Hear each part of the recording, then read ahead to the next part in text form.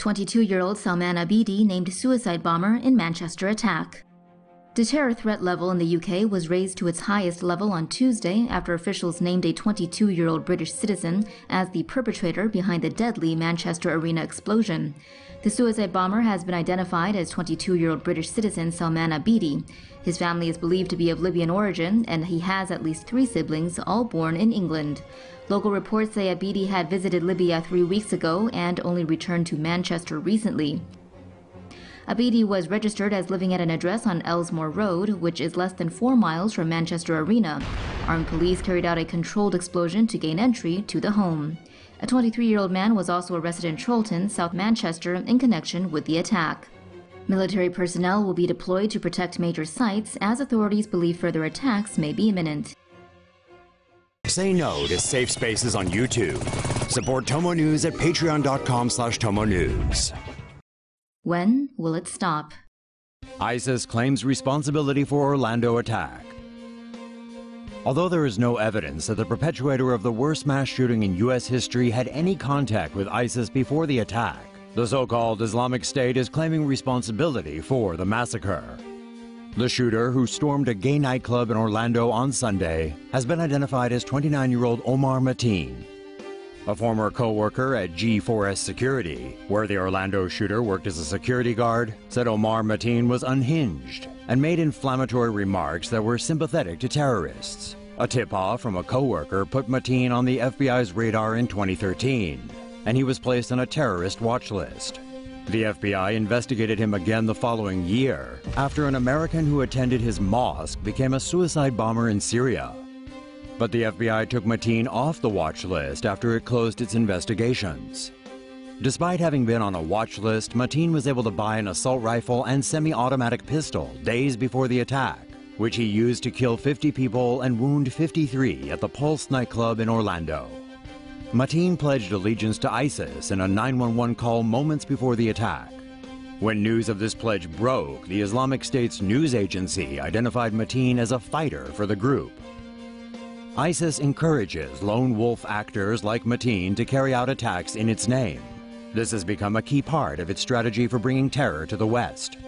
All a terrorist has to do is pledge fealty to its leader, Abu Bakr al-Baghdadi, and ISIS will consider itself responsible for the attack. Machete-wielding man attacks restaurant, is shot and killed. Dinner Thursday night, February 11th at the Nazareth Restaurant and Deli in Columbus, Ohio turned bloody when a man attacked patrons with a machete. The man, who investigators have identified as Mohammed Berry, was seen entering the restaurant and talking to a worker for a few minutes, then leaving. He then returned about half an hour later and started a bloody attack on a couple sitting by the door, slashing them with a machete. Patrons fought back, but the man was able to injure 4 before fleeing.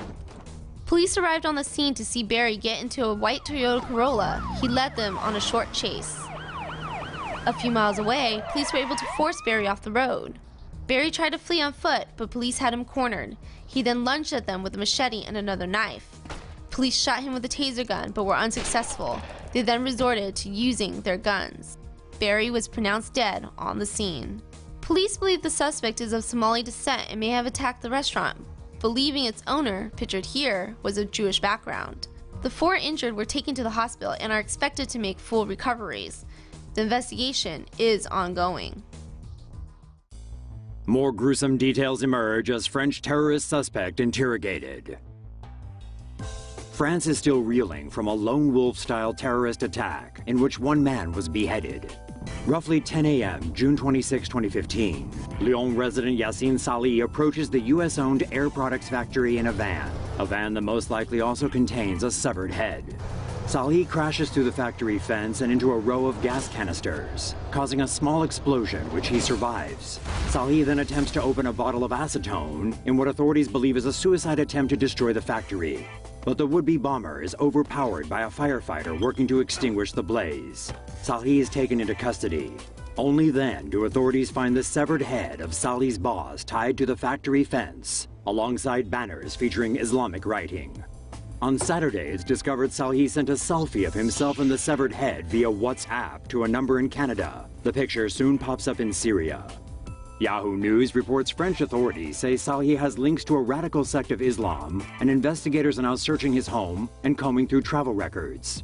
Salhi, a 35-year-old father of 3, had worked as a driver for a transportation company since March, and the man he allegedly beheaded was the boss of that transportation company. Salhi's wife and sister spent 2 days in custody following the attack, but both have since been released. Say no to safe spaces on YouTube. Support TomoNews at patreon.com/TomoNews.